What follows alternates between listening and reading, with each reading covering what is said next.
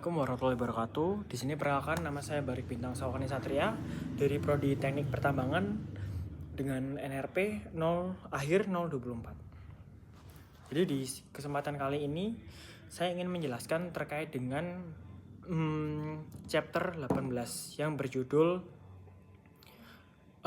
Desert and Wind Action atau gurun pasir dan juga aksi dari angin. Nah, di chapter kali ini itu dibagi menjadi beberapa bagian, yaitu ada distribution of the desert, some characteristic of desert, lalu ada desert features in the southwestern United States, lalu ada wind action. Nah, wind action ini dibagi menjadi dua, ada wind erosion dan transportation, lalu ada wind deposition. Jadi ada erosi, transportasi, dan deposisi. Dan terakhir yaitu kesimpulan. Jadi untuk chapter 18 ini cukup singkat sebenarnya tentang pembentukan desert dan lain sebagainya. Oke. Jadi ini saya mulai dari gurun. Dari desert, apa itu kayak definisi dan karakteristik dari gurun sebelum kita masuk ke pembentukan dari gurun ini. Nah, desert atau gurun itu atau arid region namanya. Nah, itu adalah sebuah wilayah dengan curah hujan yang sangat rendah sekali atau menandakan bahwa wilayah itu sangat kering gitu. Jadi umumnya itu kayak kurang dari 25 cm per tahun curah hujannya. Nah, untuk ciri-cirinya sendiri itu desert ini yaitu memiliki kelembapan yang sangat rendah, lalu ada evaporasi yang lebih besar daripada curah hujan. Lalu ada vegetasi yang sangat sedikit. Nah, vegetasi yang sangat sedikit ini kayak bisa kita lihat di desert itu sendiri. Nah, melainkan desert ini kan kayak gurun pasir ya, yang kayak vegetasi atau tumbuhan-tumbuhan organik itu kayak sangat minim yang kita temukan di daerah sana. Lalu suhu yang sangat ekstrim, bisa panas sekali dan bisa dingin sekali. Nah, lalu di sana itu kayak memiliki banyak batu, pasir, kerikil, tanah yang sangat tandus atau tanah yang sangat kering, dan tidak semua tumbuhan itu bisa hidup di daerah desert. Kayak mungkin hanya kaktus, lalu ada beberapa tanaman yang tidak bisa tumbuh di situ karena proses geologi yang berbeda. Nah, lalu saya ingin memberikan catatan kalau misal gurun itu tidak selalu panas. Ada juga yang namanya hot. Jadi desert itu dibagi menjadi dua. Ada yang namanya hot desert dan juga ada yang namanya cold desert gitu. Nah, kalau hot desert ini akan saya jelaskan lebih lanjut gitu. Nah, apa sih hot desert itu? Jadi untuk hot desert ini adalah gurun yang panas yang biasanya kita temukan di daerah gurun yang dilewati oleh garis khatulistiwa 30 derajat lintang utara dan 30 derajat lintang selatan. Jadi sebagai contohnya itu disebut dengan Hadley Cell. Jadi Hadley Cell ini apa sih? Hadley Cell itu adalah ketika kita menemukan sebuah garis khatulistiwa yang melintang di pertengahan antara ini titik 0 derajat ini. Jadi atau garis ekuator. Jadi garis ekuator itu garis yang paling terdekat dari bumi ke matahari, karena kan bumi kan gini ya bentuknya. Jadi kayak dia tuh yang paling luar sini, sisi luar bumi.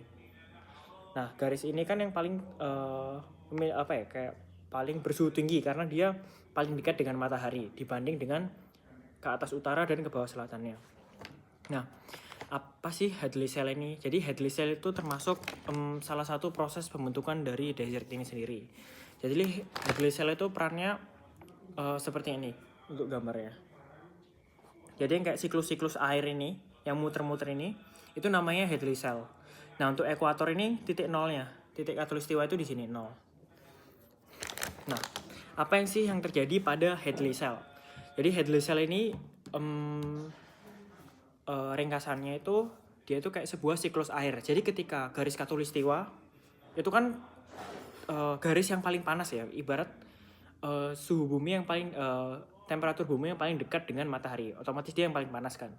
Nah, yang melewati garis ekuator ini biasanya itu kayak laut-laut gitu. Jadi kayak pulau-pulau atau negara yang melewati garis khatulistiwa ini kayak memiliki titik evaporasi atau titik hujan yang paling tinggi di antara dibandingkan dengan yang tidak melewati garis ekuator gitu. Nah, jadi karena evaporasi tinggi, curah hujan yang tinggi, biasanya udara yang naik setelah hasil evaporasi, setelah hujan deras yang sangat deras itu, karena tingkat evaporasi yang tinggi atau penguapan yang sangat tinggi, biasanya dalam proses siklus hidrolisis, biasanya kayak air yang naik itu kan terevaporasi, lalu setelah dia terevaporasi, baru ada yang namanya kondensasi. Nah, kondensasi ini biasanya itu terjadi ketika terbentuknya awan, dan awan itu kayak mulai jenuh gitu. Jadi habis itu kan terjadinya hujan. Nah, ini tuh juga sama seperti ini. Jadi wilayah ini juga awalnya itu terkondensasi. Nah, tapi kenapa kok dia bisa terjadi desert? Nah, karena hasil dari hujan ini sendiri. Jadi setelah hujannya turun, nah udaranya yang dilepaskan setelah hujan ini kan kering ya. Nah, setelah itu dia terbawa ke atmosfer, ke troposfer kalau nggak salah. Jadi dia kayak terbawa naik 30 derajat lintang utara dan turun 30 derajat lintang selatan gitu.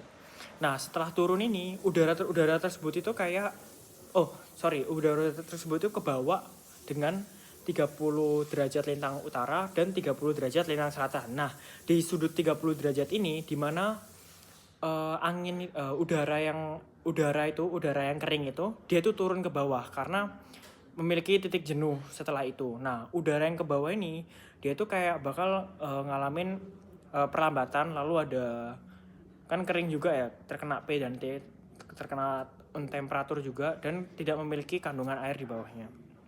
Makanya dia termasuk dengan udara yang kering gitu setelah dia turun. Nah, dari itulah terjadinya desert dari siklus Hadley Cell itu sendiri. Nah, untuk yang dari Hadley Cell ini yang melewati garis ekuator itu biasanya yang dari 30 derajat lintang utara dan 30 derajat lintang selatan itu, dia itu biasanya tercenderung ke hot desert. Nah, seperti yang aku bilang di awal tadi, desert kan dibagi jadi dua nih. Ada hot desert dan juga ada yang namanya cold desert. Nah, perbedaannya apa? Kalau hot desert itu yang saya jelaskan tadi. Jadi gurun ini tuh bukan panas, desert ini bukan hanya panas yang kayak kita bayangkan, melainkan ada yang namanya cold desert. Nah, seperti yang saya tunjukkan di sini. Ini kan garis ekuator nih. Titik 0 di sini nih. Nah, titik 0 bisa kita lihat dia itu nggak membuat gurun gitu. Karena dia titik evaporasi yang tinggi dan cenderung kayak curah hujan yang sangat tinggi juga. Jadi ketika dia terjadi penguapan di sini, udara itu akan mengalami siklus naik ke lintang utara dan selatan. Jadi mereka turun dengan keadaan yang sudah kering. Makanya dia kayak menghasilkan seperti ini, menghasilkan gurun pasir gini. Itu. Ini kan dia kan berada di 30 derajat lintang utara dan 30 derajat lintang selatan gitu. Nah, ini tuh termasuk dengan hot desert ini yang di sini nih. Ini hot desert nih. Hot desert ini hot desert. Ini juga hot desert yang di sini. Nah, yang di atas ini kayak misalnya yang ini itu daerah Turkestan dan Aral Sea dan Gobi ini itu bukan termasuk dengan hot desert, teman-teman. Jadi kalau di Sahara, Arabian, lalu Atacama, Patagonia, Sonoran, lalu ada Western Australia, itu kan gurun pasir ya. Dia itu gurun pasir itu karena terjadi karena Hadley Cell. Nah, tapi beda halnya dengan cold desert ini. Ya, kalau cold desert itu ada 3 nih, ada Turkestan, Aral Sea, dan Gobi. Lokasinya itu ada di situ. Nah, pembentukan dari desert ini sebenarnya nggak cuma Hadley Cell saja, tapi ada juga yang namanya ada yang terjadi karena shadow rain yang akan saya jelaskan setelah ini, dan juga terjadi karena dia itu jauh dari permukaan laut gitu. Bukan permukaan laut, kayak dari pantai lah istilahnya, ke laut itu jauh. Ibarat kayak misal kalau kita lihat di map ini, Turkestan, Aral Sea, dan juga Gobi, dia tuh jauh kemana-mana. Kalau di utaranya dia masih jauh titik airnya. Jadi titik dia bertemu dengan laut itu sangat jauh. Kita lihat dia ada di tengah-tengah dari sebuah dataran gitu, sebuah kerak benua gitu. Dia tuh berada di jauh lah, intinya dia di tengah gitu. Nah, cold desert ini apa sih? Cold desert itu gurun pasir juga, tapi dia terjadi bukan karena Hadley Cell. Kalau Idlissa itu kan dia di 30 derajat lintang utara dan 30 derajat lintang selatan. Nah, tapi kalau yang cold desert ini dia itu terjadi karena shadow rain yang pertama, dan kedua itu karena dia jauh dari laut gitu yang kedua. Nah, apa sih shadow rain ini? Jadi kalau kita melihat di map ya, ibarat di sini nih. Ini kan ada pegunungan Himalaya nih.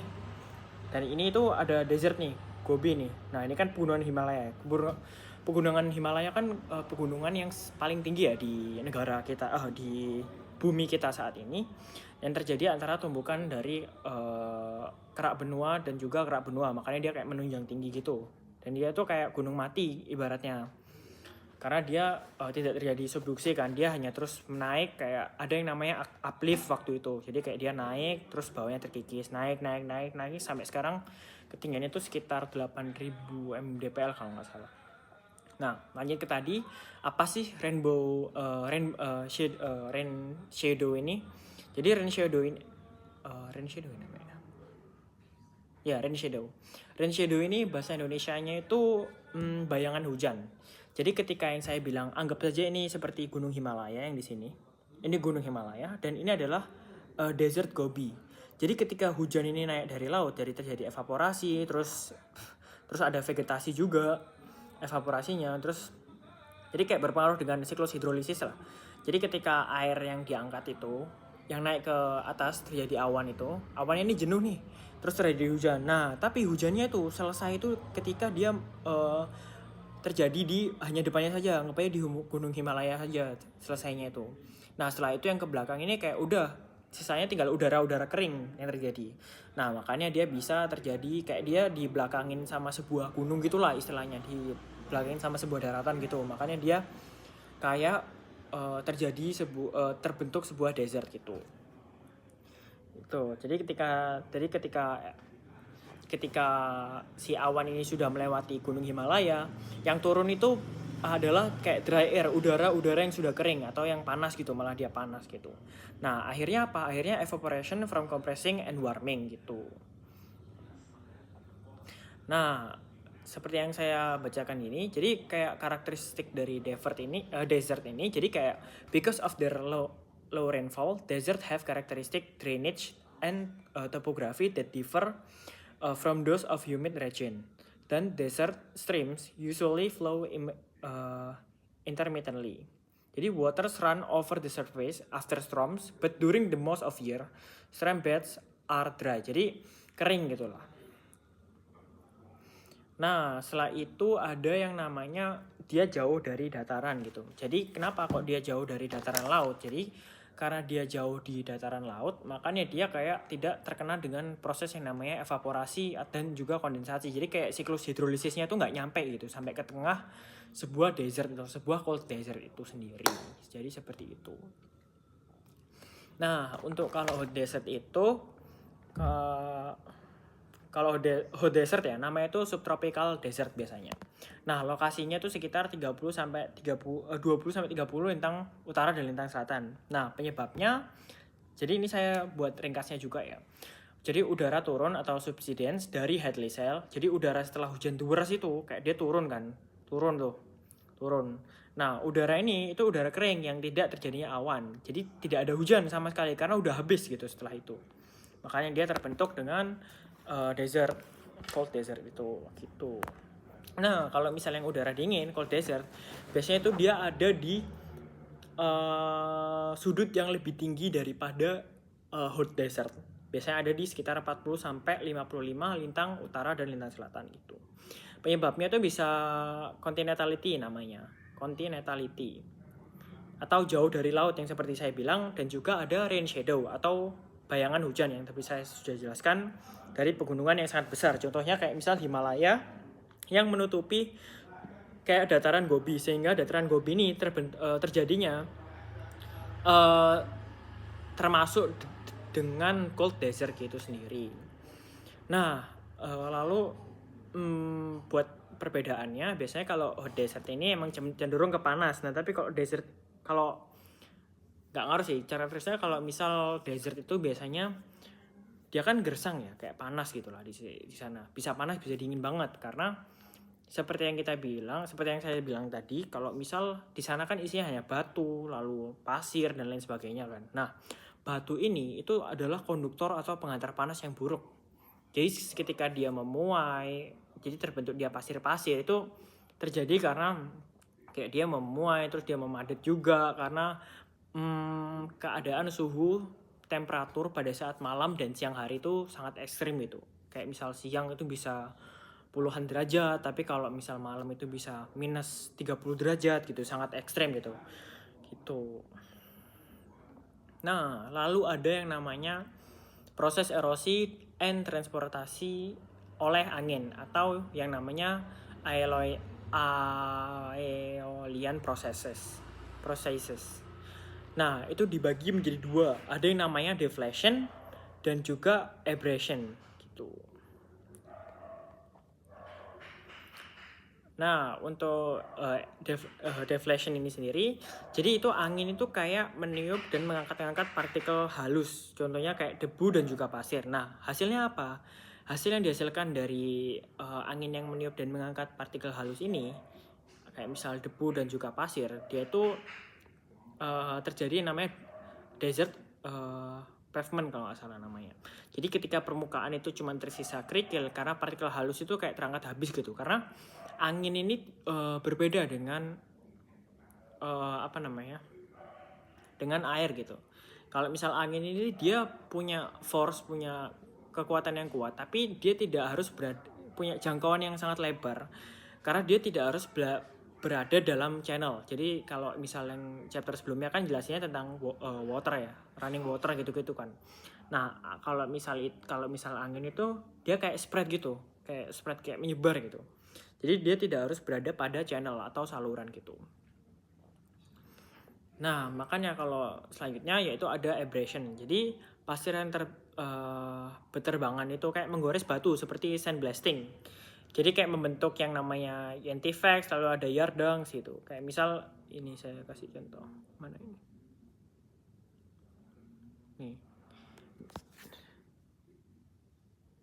Nih. Kayaknya ada Yardang, terus ada Scientific yang di bawah sini. Jadi ini tuh terbentuk karena udara wind yang spread itu tadi, kayak udara angin-angin yang menyebar itu tadi, yang spreading gitu. Dia tuh kayak menabrak sebuah kerikil-kerikil dan batuan gitu. Makanya dia kayak habis tererosi dan terabrasi gitu oleh oleh wind yang ada di sekitar mereka yang kayak punya arah, punya vektor gitu.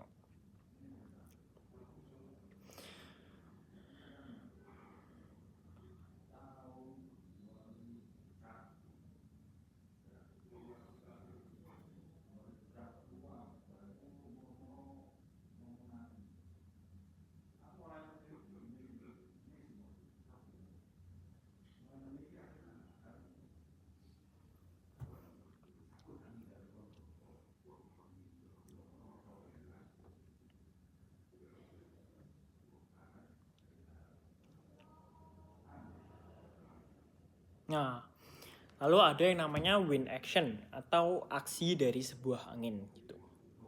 Nah, jadi wind action ini kayak misal seluruh proses yang dilakukan angin terhadap material di permukaan bumi.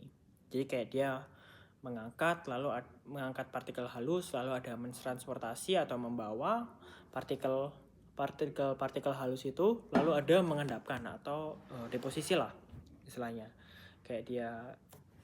Jadi kayak dia habis mengangkat, mengambil, dan mereka terendapkan gitu.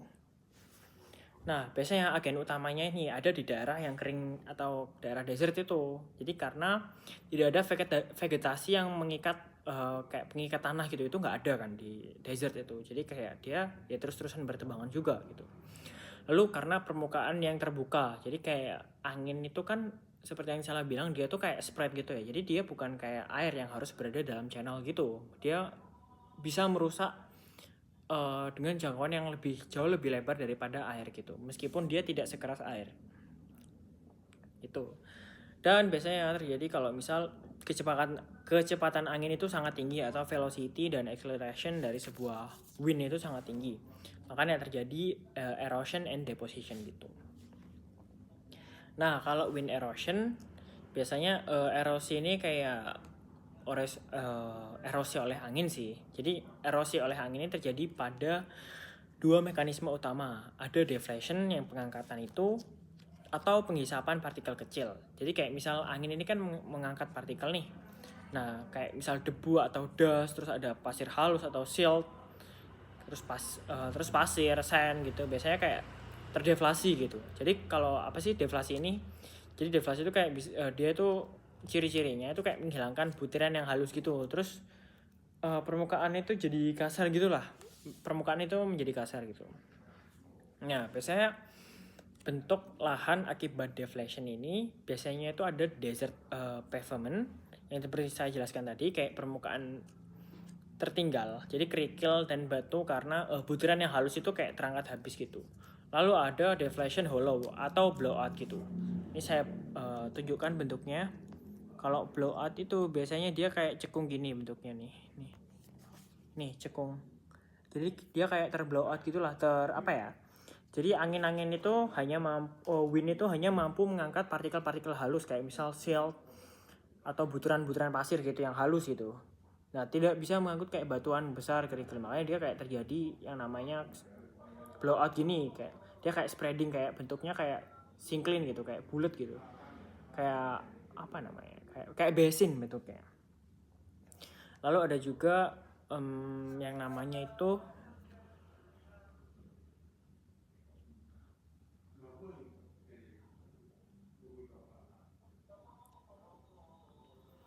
yang namanya itu lag gravel. Lag gravel ini biasanya kayak sisa-sisa kerikil-kerikil batuan yang terjadi karena kayak butiran halus itu kan sudah hilang, sudah terbawa oleh angin duluan gitu. Nah, yang B itu ada yang namanya abrasion. Nah, abrasion ini apa sih?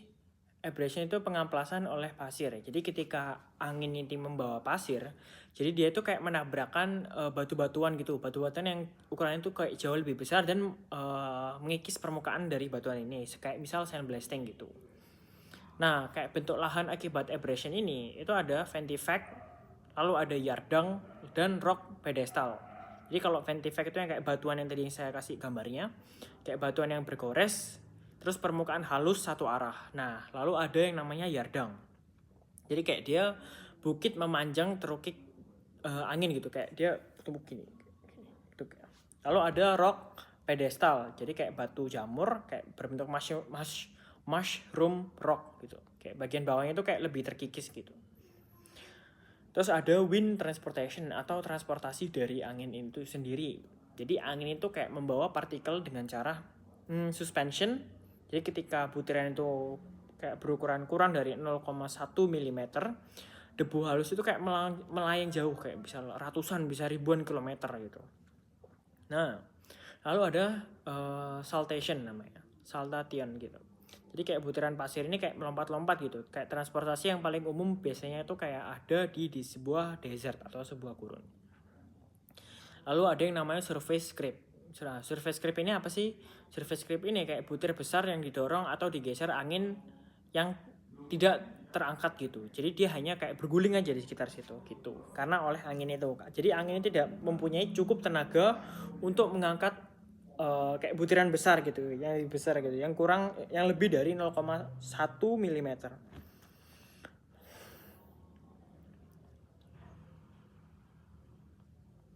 Nah, lalu saya ingin menjelaskan terkait dengan sand dunes. Sand dunes ini apa sih? Sand dunes ini bukit pasir. Jadi kayak saya ingin menjelaskan secara lengkap nih. Ada yang namanya cara terbentuknya, lalu ada struktur dune, lalu ada jenis-jenisnya juga.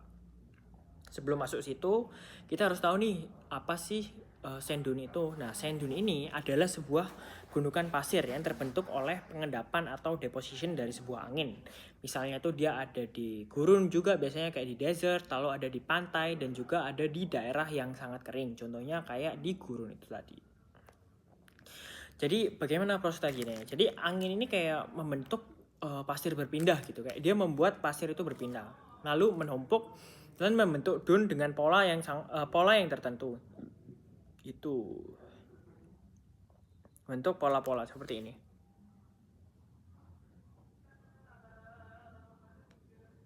ini. Tuh. Nah, kayak bagaimana dun ini bisa terbentuk? Jadi ketika angin itu bertiup, dia tuh membawa pasir dan juga siltation dan creep ya biasanya ya. Nah, kecepatan angin ini kan melemah nih karena pasir-pasirnya tuh kayak menumpuk terus kan. Jadi kayak pasirnya jatuh dan juga menumpuk, terus terjadi ya sebuah gundukan. Nah, lama-lama membesar menjadi yang namanya sand dune gini. Karena kecepatan anginnya terus berkurang kan. Itu. Nah, ada ciri utama dari dune ini sendiri, yaitu ada windward atau windward side yang berarti sisi yang menghadap ke angin gitu. Nah, lalu dia landai dan pasir naik secara siltation gitu. Siltation jadi kayak dari gini lah. Jadi kayak anginnya tuh kayak di macam-macamnya tuh ada banyak banget. Kayak misal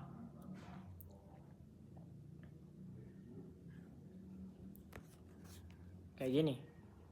Itu ada wind, terus ada kayak horn, kayak misal slip face dan terus ada kayak, nah ini kalau di laut ini kayak gini nih. Lalu ada yang namanya parabolic dunes ini, parabolic dune dan juga longitudinal dunes, selalu kayak misal seis gitu. Biasanya di pantai gitu kan. Nah, ciri utama dune ini biasanya itu windward side itu yang tadi saya bilang, dan juga slip face atau sisi yang membelakangi angin gitu. Kayak misal kecuramannya itu kecil sekitar 30 sampai 35 derajat kalau nggak salah. Nah, pasir ini kayak membentuk sebuah avalanching gitu. Nah, tipe-tipe dunes ini ada beberapa nih. Yang pertama yaitu ada Barchan dune atau dia berbentuk seperti bulan sabit kayak gini nih. Nah, dia itu angin kayak ke arah dominan gitu lah, ke arah dominan dari sini. Dari satu arah aja. Nah, dua ujung atau horn sini mengarah ke downwindnya gitu, kayak terbentuk di daerah pasir yang sedikit, kayak misal di Sahara bagian utara gitu. Nah, lalu dia tanahnya itu keras dan juga berbatu biasanya. Nah, lalu ada transverse dune nih. Nah, jadi bentuknya itu seperti gelombang yang memanjang arah. Kayak misal dia di satu arah yang kuat, terus suplai pasir itu banyak gitu dia. Nah, biasanya ada di ridge atau berbentuk dengan punggungan dan tegak lurus dengan angin gitu. Kayak gini, lurus lah sama angin. Tegak lurus sama angin lah. Kayaknya di sini dia tegak lurus gitu. Nah, biasanya dunia ini kayak cukup besar dan juga sangat luas sekali gitu. Nah, contohnya itu ada di gurun Namibia yang seperti saya research. Lalu ada longitudinal dari dune atau safe dune gitu. Jadi bentuknya kayak memanjang sangat jauh seperti punggungan naga. Jadi ketika arah angin ini kayak dua arah angin yang sangat miring gitu. Nah, cirinya itu biasanya ada orientasi searah angin rata-ratanya. Lalu ada panjang bisa puluhan bahkan ratusan kilometer. Nah, tingginya ini dapat sekitar 100 sampai 300 meter gitulah. Nah, contohnya kayak di Rub Al Khali gitu, kayak di Arab Saudi gitu. Lalu ada parabolic dune, terbentuk seperti U, terbuka ke arah upwind, lalu berlawanan dengan Barchan gitu. Nah, arah angin ini biasanya ada vegetasi. Nah, cirinya itu ujungnya tertahan oleh vegetasi, terus bagian tengahnya itu tergerus oleh angin. Dan biasanya banyak ditemukan di pantai-pantai kita, kayak misal di Amerika sih, kayak misal di pantai timur Amerika biasanya. Lalu ada star dune gini. Nah, star dune ini biasanya berbentuk seperti bintang dengan 5 atau 3 puncak dan arah anginnya tuh kayak dari segala arah gitu. Jadi kayak dia spreading gitulah, kayak misal sentrifugal gitu. Nah, biasanya dia itu kayak memilih sebuah dune yang terbesar dan sangat tinggi, kayak misal hingga sekitar 300 meter gitu. Jadi kayak dia tumbuh ke atas karena angin itu tidak teratur. Jadi contohnya tuh kayak ada di Grand Erect Oriental, kayak misal di Gurun Sahara gitu. Nah, mengapa sih dune ini kayak bisa berbeda-beda? Nah, faktor pengontrolnya atau faktor terjadinya itu bergantung pada dengan arah angin. Terus ada kekuatan angin, jumlah pasir, vegetasi, dan topografi atau litologi atau batuan yang menjadi halangan dari sebuah arah angin ini sendiri gitu. Jadi ringkasannya kalau misal barcan itu dia berbentuk sabit dan arah anginnya itu satu arah gitu. Kalau transfer itu punggungannya itu kayak gelombang gitu, tapi satu arah kuat. Kalau longitudinal itu memanjang dua arah miring, parabolik itu ya bentuk parabola satu arah, dan juga ada vegetasi biasanya. Kalau star itu berbentuk bintang kayak misal banyak arah dan jumlah pasir yang sangat banyak. Yang sedikit itu biasanya ada di bagian barcan gitu. Nah, biasanya kalau barcan itu kayak gini nih. Dia pasirnya itu sedikit. Ini namanya barcan. Nah, yang kedua itu ada yang namanya transfer dune. Dunes. Kayak gini bentuknya. Lalu ini ada yang namanya parabolik ya. Parabolik dunes gitu. Dia biasanya terjadi di daerah pantai lah, parabolik ini kayak bentuk U gitu. Bentuk bola gitu. Ada blowout juga di sini biasanya. Nah, lain selainnya yaitu ada longitudinal dune gitu. Jadi kayak dia memanjang gitulah istilahnya. Tapi dia biasanya kayak di dua arah yang miring. Ya, biasanya kayak kondisi pasirnya itu biasanya cukup terkenal cukup banyak ya kalau misal di longitudinal ini. Gitu.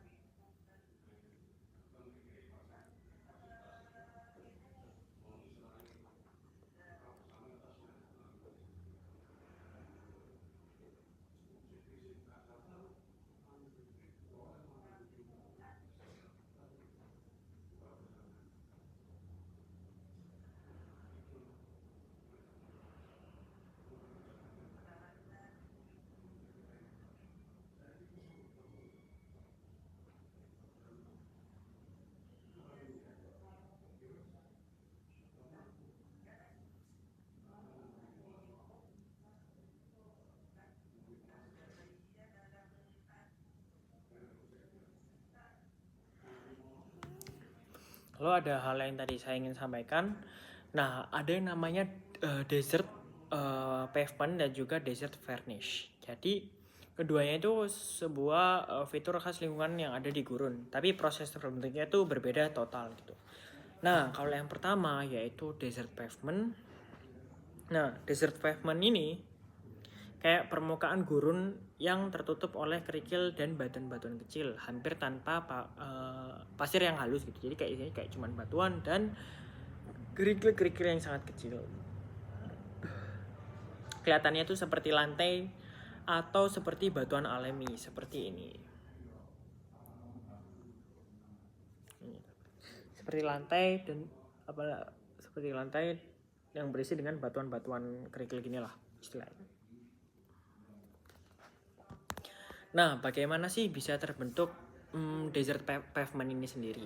Nah, ada dua proses utamanya nih yang menjadi pembentukan dari desert pavement ini, yaitu ada deflation yang seperti sudah saya bilang tadi, yaitu ada angin meniup partikel yang halus.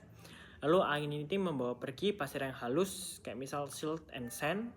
Lalu material halus ini kayak menghilang gitu. Jadi yang tersisa di permukaan itu cuman batu-batu besar yang tidak bisa diangkat oleh angin karena beda ya, sangat berat ya batunya, dan kekuatan dan juga dorongan kecepatan dari angin ini tidak cukup besar untuk mengangkat batuan-batuan yang lebih besar itu tadi.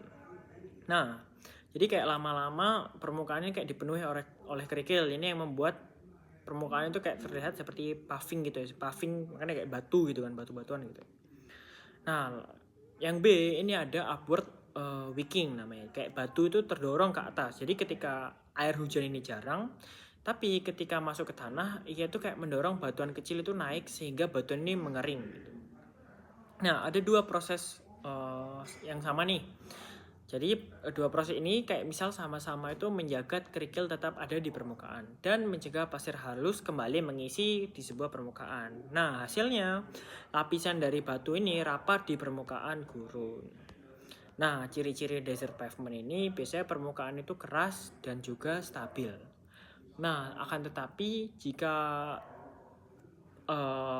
ada yang namanya dia itu kayak tersusun dengan kerikil-kerikil yang rapat gitulah. Nah, dia itu hampir tanpa pasir gitu. Jadi hanya kayak batuan-batuan halus gini, sebuah alas gitu ya. Gitu. Alas. Nah, biasanya sangat umum ditemukan di gurun dingin seperti Gobi. Kayak misal dia di belakang dari, dia termasuk cold desert ya, Gunung Gobi itu. Nah, lalu yang kedua, kayak misal juga ditemukan di Sahara dan juga Mojave gitu. Yang kedua, ini ada yang namanya desert varnish. Jadi desert varnish ini apa sih? Desert varnish ini adalah lapisan tipis halus berwarna hitam, coklat atau oranye yang menempel di batu di gurun. Kelihatannya seperti cat alami yang melapisi sebuah batu. Ini dia terbuat dari apa? Dia itu terbuat dari magnesium oksida atau MnO2. Magnesium oksida atau MnO2. Lalu ada iron oxide kayak misal Fe2O3 pirit ya biasanya. Fe2O3 itu biasanya. Lalu ada debu halus yang melekat dan mikroba atau bakteri ekstrim yang mempercepat penumpukan besi-besi Mn dan juga Fe itu.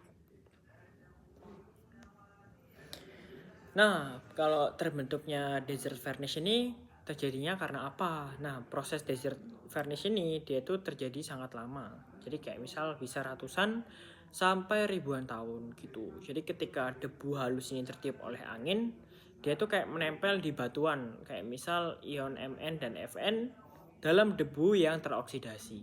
Nah, akhirnya apa? Akhirnya bakteri khusus ini kayak membantu konsentrasi oksida tersebut. Jadi lapisan tipis ini kayak mengeras seperti pernis lah.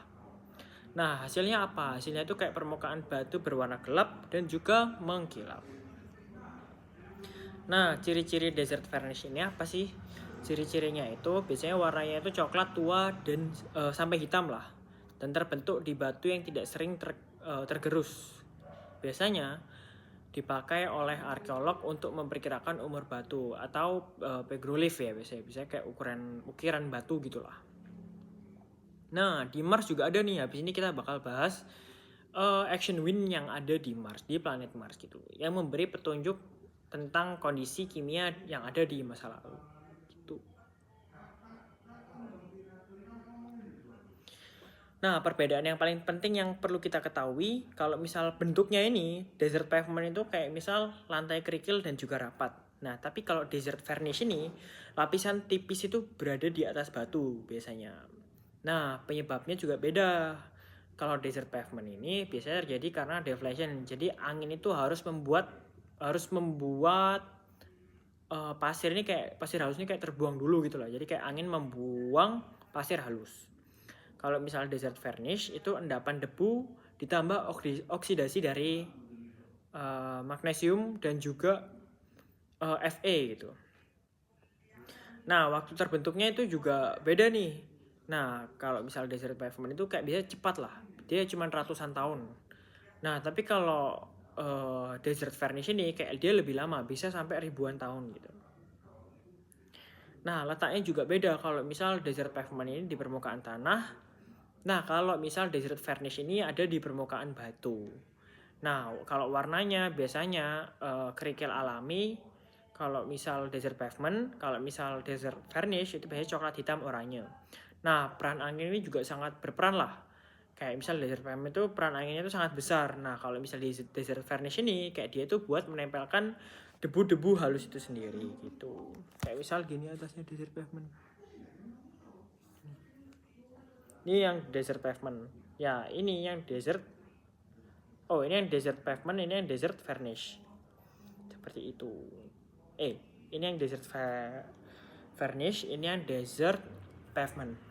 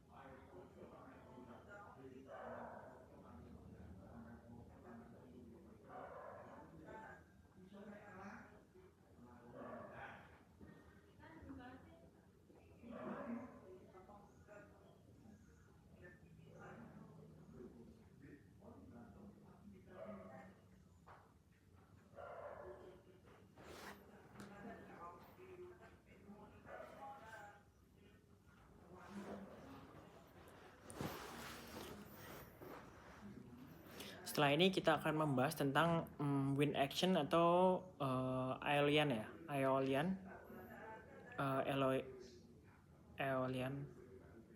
yang ada di Mars. Nah, untuk yang saya jelaskan tadi secara singkatnya, desert pavement ini kayak misal desert pavement itu kayak pasir halus yang hilang dan hanya tersisa batu dan kerikil yang ada di permukaannya. Nah, kalau cara terbentuknya, singkatnya itu angin ini kayak mengangkut pasir halus. Jadi kayak dia terdeflasi.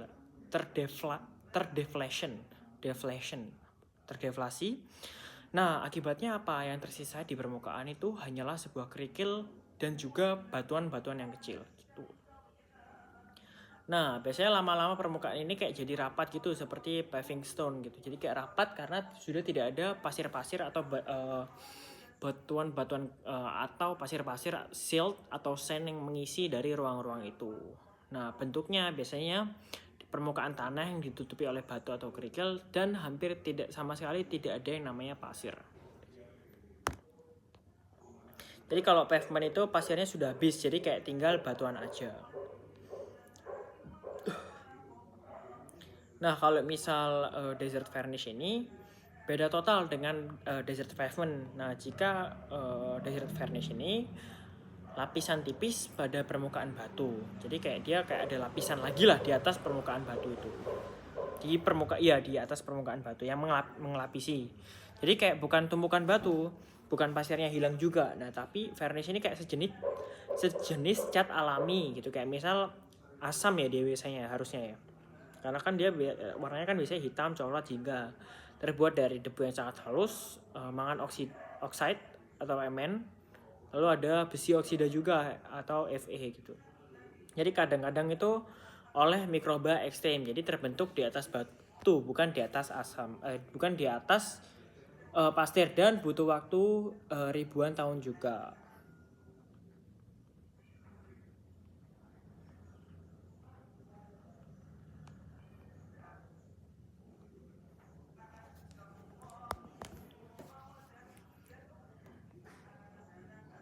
Nah, perlu diketahui desert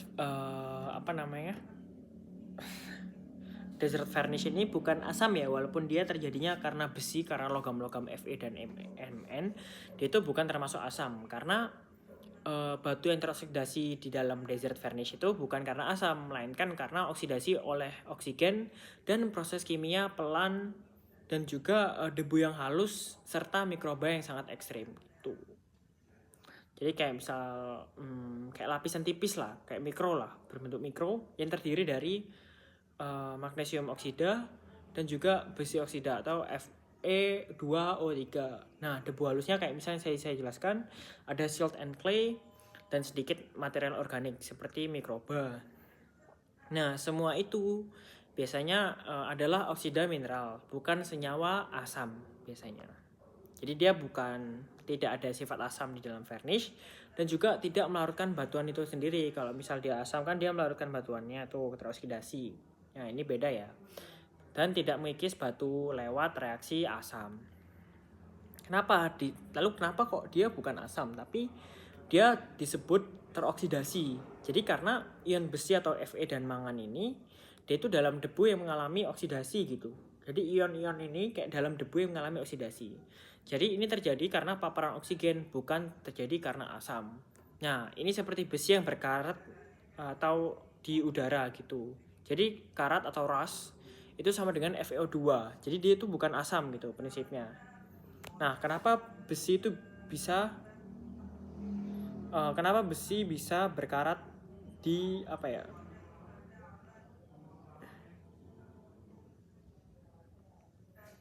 Nah, besi itu bisa berkarat di udara. Nah, faktornya ini karena bukan karena udara itu asam, tapi karena reaksi kimia antara besi, oksigen, dan juga air gitu dia. Bukan karena asam ya dia. Jadi kalau karat ini kan rust itu biasanya kayak proses oksidasinya ya. Jadi yang terjadi pada besi itu biasanya ketika besi Fe ini kehilangan elektron, jadi dia teroksidasi. Nah, oksigen itu dari udara menerima elektron itu. Dengan adanya air atau uap air, dia terbentuk oksida atau besi terhidrasi gitu. Jadi oksidasi atau penarikan elektron oleh hidrogen gitu. Dan air kelembapan itu juga sangat penting. Jadi kalau misal tanpa air, oksigen itu sulit untuk bereaksi dan juga ion tidak bisa mengalir. Jadi karat itu sangat lambat lah terbentuknya. Nah, jadi kenapa kok besi bisa berkarat di udara seperti saya contohkan tadi? Nah, besi itu sangat mudah bereaksi dengan oksigen, terutama jika ada kelembapan, elektrolit CO2 dan juga garam, karbon dioksida dan juga garam, NaCl. Jadi itu sebabnya besi murni itu hampir mustahil ditemukan alami di permukaan bumi. Pasti sudah terjadi dengan oksida. Jadi nggak ada yang pure besi alami di muka bumi. Gitu sebenarnya.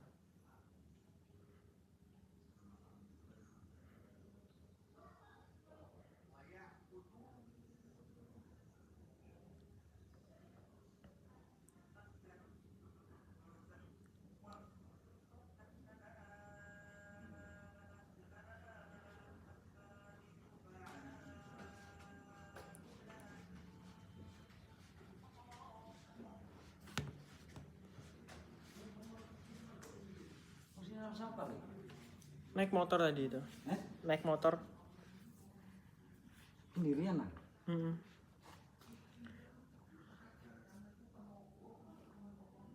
Gitu.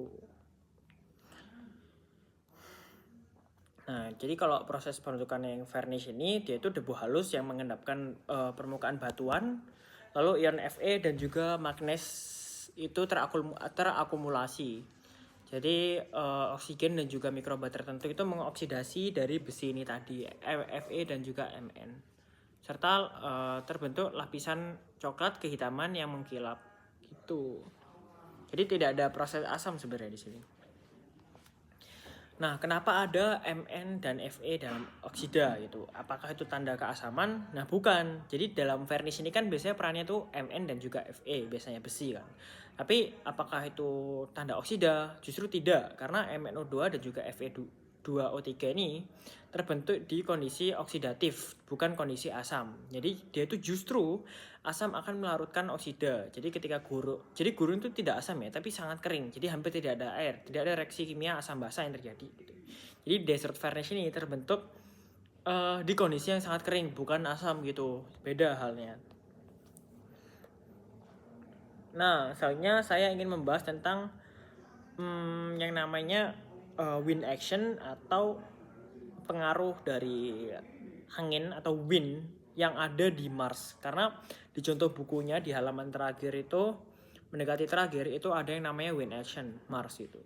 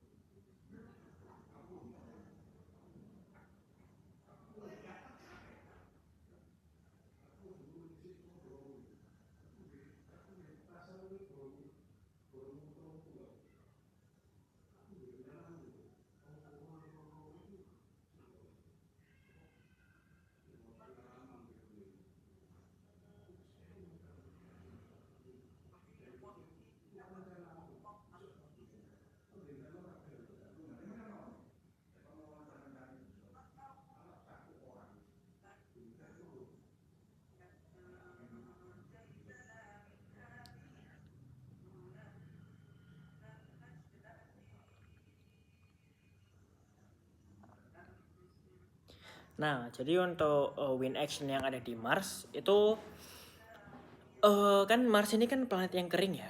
Dia itu dingin dan juga bertekanan rendah sehingga angin itu kayak berperan sangat besar terhadap permukaan Mars. Jadi angin di Mars itu kayak jauh lebih lemah dibandingkan, tapi dia tuh walaupun dia jauh lebih lemah, tapi dia itu lebih efektif. Nah, kenapa? Jadi saya jelaskan, ketika kecepatan angin Mars itu bisa mencapai 20 sampai 60 meter per second atau sekitar 72 sampai dengan 216 km per jam. Tapi tekanan atmosfernya itu cuma 0,6% dari tekanan bumi.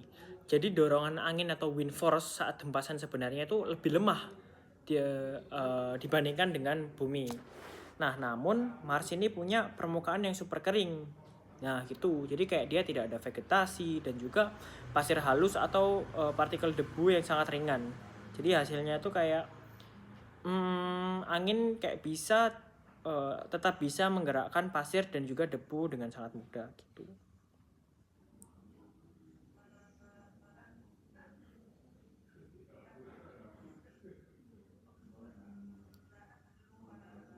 Nah, kenapa Mars itu tekanan atmosfernya hanya sekitar 0,6% dari bumi? Jadi Mars itu kehilangan atmosfer karena gravitasi yang lemah. Jadi gravitasi Mars ini cuman sekitar 3,8%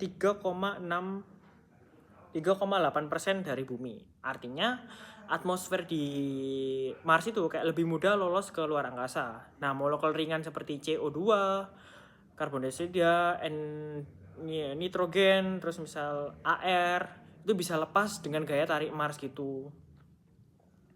Nah, angin matahari atau solar wind itu mudah menyapu atmosfer. Jadi ketika planet kecil, terus gravitasi kecil, atmosfer itu mudah menghilang. Jadi Mars itu tidak punya medan magnet global, beda dengan bumi karena inti bumi itu yang sangat panas, jadi dia bisa terkonveksi gitulah inti luar bumi. Kayak dia bisa inti luar bumi itu memiliki medan magnet karena logam-logam itu leleh dan ada yang namanya elektromagnetik dari proses tersebut. Nah, beda halnya dengan Mars. Kalau misal bumi kan tadi terlindungi oleh magnetosfer yang menahan angin matahari. Nah, kalau misal Mars ini dia kehilangan medan magnet miliaran tahun lalu. Jadi intinya Mars itu saat ini mendingin. Jadi kayak suhu di Mars itu paling sekitar 60 derajat, min 60 derajat. Jadi akibatnya angin matahari ini tuh langsung menghantam atmosfer. Jadi atmosfer itu kayak terkelupas sedikit gitu loh. Itu.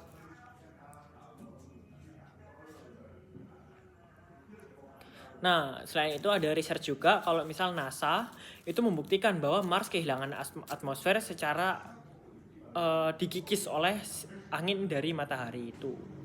Nah, inti Mars itu sudah berhenti, jadi vulkanisme berhenti, jadi tidak ada suplai gas juga. Nah, bumi itu menjaga atmosfer lewat gunung berapi, degasing, dan sirkulasi tektonik.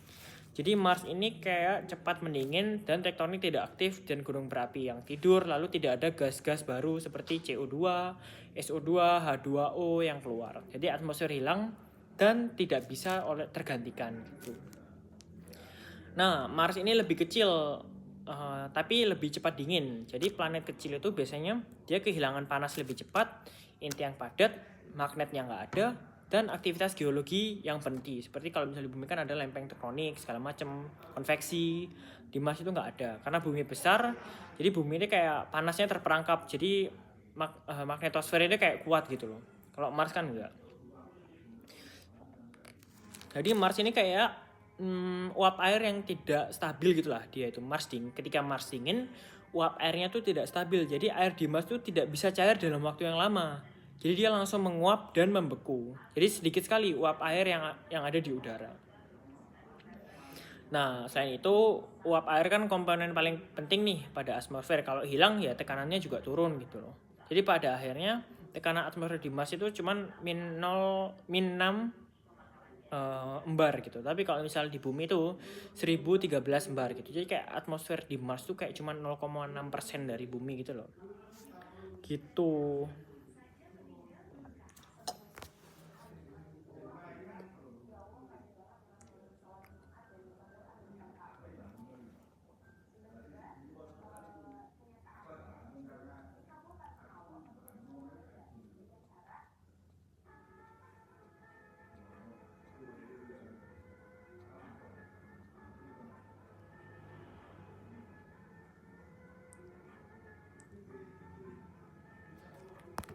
Nah, yang kedua itu yaitu Aeolian processes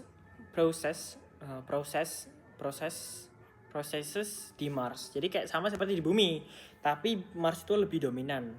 Jadi yang pertama yaitu deflation atau pengangkatan debu. Jadi angin Mars ini sering mengangkat debu halus berwarna merah atau iron oksida atau Fe. Jadi hasilnya itu kayak misal permukaan itu berwarna merah. Jadi debu itu menutupi sebuah batuan gitu. Terjadinya yang namanya dust storm.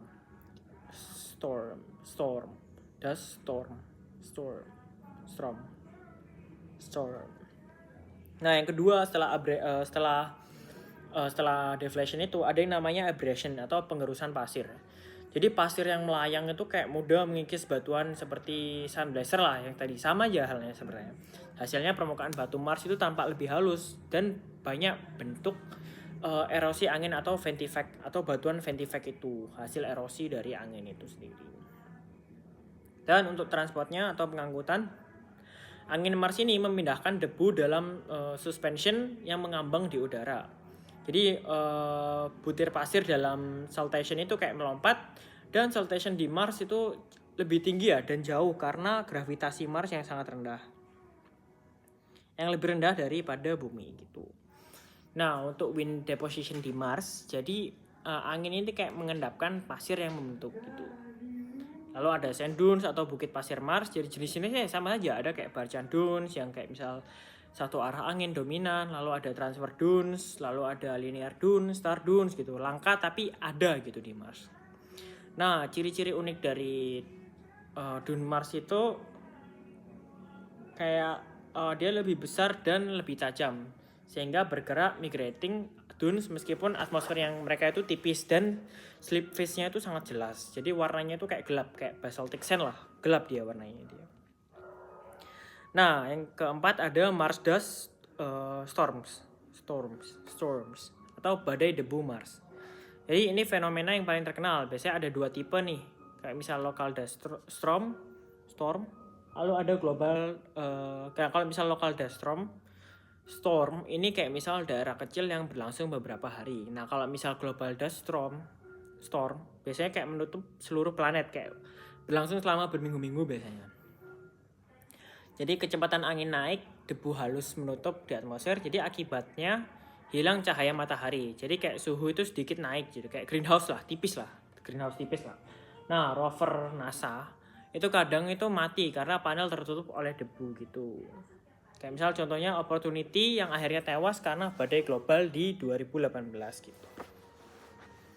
Nah, kenapa angin begitu penting di Mars? Jadi tidak ada air cair. Jadi angin itu jadi agen geomorfik utama. Jadi tidak ada tumbuhan atau akar. Jadi dia kayak tanah yang sangat mudah bergerak gitu.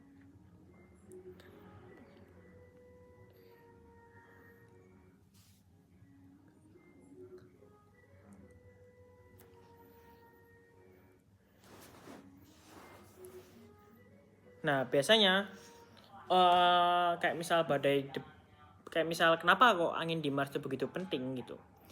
Karena jika tidak ada air cair, angin itu jadi agen geomorfik utama, terus tidak ada tumbuhan atau akar, jadi tanah itu sangat mudah untuk bergerak gitu. Nah, atmosfer yang tipis, partikel kecil itu mudah terangkat. Dan yang keempat yaitu gravitasi yang lebih rendah dari permukaan bumi, sekitar 0,38% dari bumi.